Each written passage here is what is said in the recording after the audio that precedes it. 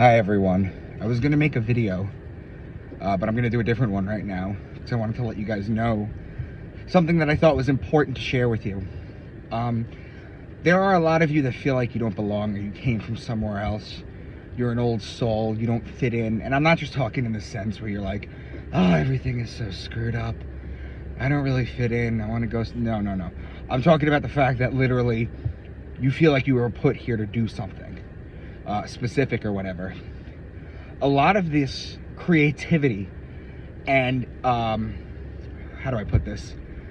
Special gifts that people have are stifled through schooling, and then more specifically as you get older with your friends group. Maybe you feel like you don't quite fit in.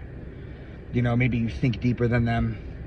Maybe you're not obsessed with all the stuff that the media tells you to be obsessed with, sports, politics, all that stuff. What I'm going to suggest to you is that there's a decent percent of that population when you get into your little college years, or a little bit after even, when your frontal lobe is fully developed at 25, that many of you, you feel these things, but you suppress them. You suppress them because you don't want to think differently, not even think differently. It's okay to think differently, but you don't want to show your loved ones, your friends, your family, your true nature, because you feel like you'll get ostracized. Let me be the first to tell you that when you live in your truth, when you live in truth to what is real to you, you are going to lose some people. Some people that are family members, some friends for over 30 years like I have. You are going to lose people in your life. However, what you gain in return is peace of mind. And as long as you start speaking your truth, your community will find you, just like you guys have found me. Through my interviews or just hearing about me in general. What I wanted to let you know is that if you don't live your truth, and let's say instead of, feeling like you're going to write the next great novel or you're going to do this or that, and what happens is you suppress it, you're going to end up resenting the decisions that you've made. One of the biggest problems when people pass on to the other side towards the end of their life is they count their regrets. And that's not how it should be. There shouldn't be regrets. There's only lessons in life. Because if you love who you are, love the way you think, love the people around you, then you're a culmination of all the decisions, positive and negative, that you've ever made. And that has shaped you to be the person that you are. And you should never suppress that. Right? So I just wanted to give you guys a nickel's worth of free advice to let you know that if you feel like you're different, and I know a lot of y'all are in the Bible Belt, I know a lot of y'all are overseas, maybe some of you are in a small town where people just don't really give a shit about the kind of stuff that you come here to listen to me talk about. If you settle, it will come back.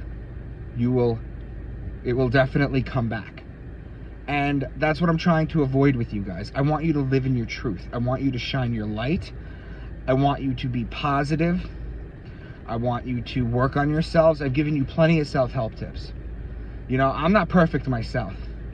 And in fact, you could trace my mother's side of the family lineage to a town called Chaves, which is my middle name, in Portugal, where the Jews were kicked out in the 1400s from Ferdinand and Isabella.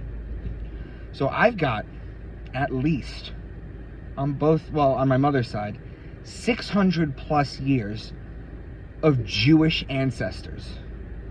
And on my father's side, we can't trace it back that far, but it's a very similar thing. My entire family that is alive now, on both sides of my parents, they're divorced, are Jewish. Do you see what I went up against?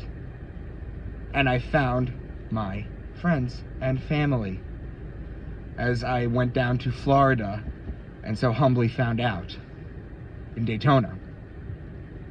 Live your truth, guys. If you settle so you don't stir the nest, you are going to live with regret and angst.